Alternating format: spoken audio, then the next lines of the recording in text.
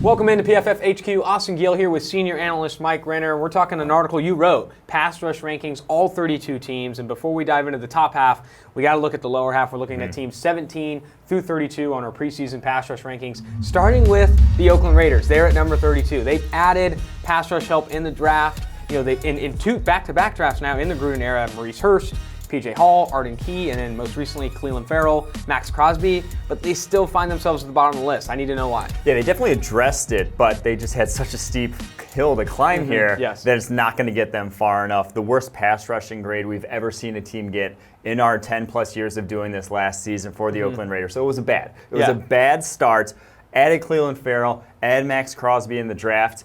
We like Crosby as a late-round sleeper. Farrell was drafted a little higher than we would have liked, but still the 35th player on our draft board. We still think he'll be a solid pro, but relying on rookies to change your pass rush overnight, we've seen even some of the best pass rushers in the NFL not hit the ground running as rookies. So I think it still could be ugly in Oakland. Absolutely, and I'm glad you spoke to that pass rush grade, the worst we've seen in the PFF era. I dug a little bit deeper. When they rush 3 players, the worst we've seen in the PFF era. When they rush 4, the worst. 5, the worst. Third downs, the worst. Their pass rush win rate was the worst, no matter what filter you put in premium stats. It was incredible to see just how bad that pass rush was without Khalil Mack. And moving to another team in this, this bottom half of this list, the Seattle Seahawks. Frank Clark is out. And I think now that pass rush and Jarrell Reed suspended, they're looking to kind of, they need more talent if they are going to, be a good pass rushing team in the NFL. Yeah, you look back to when Seattle, that defense was that vaunted Legion of Boom sort of. They had 2 edge rushers attacking. That pass rush was a big part of their defensive success.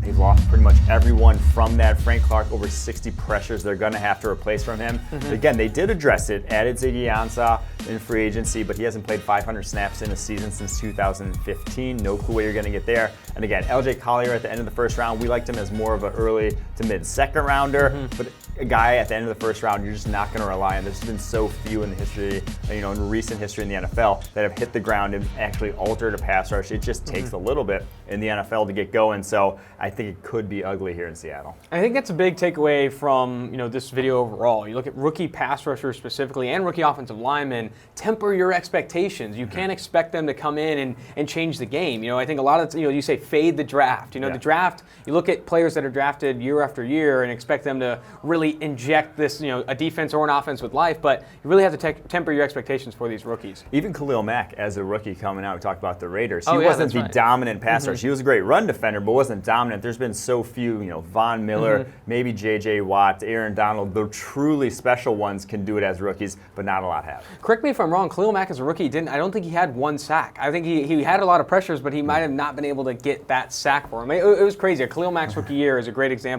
of a rookie pass rusher that can be great, but doesn't start out hit the ground running, as you say. Going to the Atlanta Falcons, another bad pass rush. Vic Beasley has not been able to perform at expectations since getting drafted in the first round out of Clemson, and the rest of the talent there, Takk McKinley out of UCLA, is just not living up to the billing. Yeah, that's the biggest thing is they've addressed it. They've gone all in on their defensive line.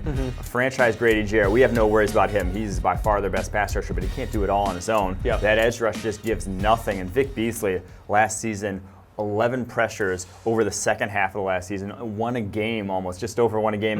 That's not getting the job done whatsoever. That season he led the league in sacks, just looks like a complete aberration at this point, has not been close to the same player since. And we dove into the numbers there. We see that sacks don't predict future sacks. It's pressures, it's win rate, it's these other things that PFF collects that'll actually show that he can be a good pass rusher in the future. Vic Beasley didn't have that season. Going to the Carolina Panthers, another team on the bottom half of this list that addressed the pass rush. They added pass rushers in the draft, rookies. Brian Burns in the first round, Christian Miller later in the draft.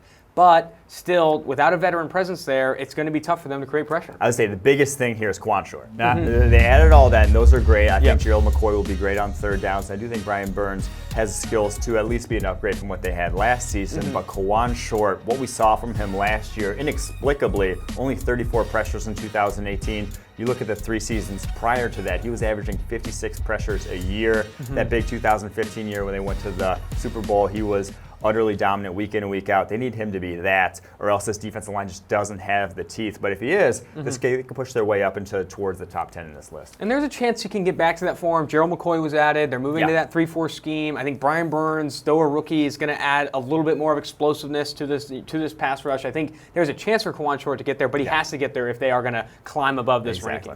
For more content like this, go ahead and subscribe to PFF's YouTube channel, or go ahead and go to the site at pff.com.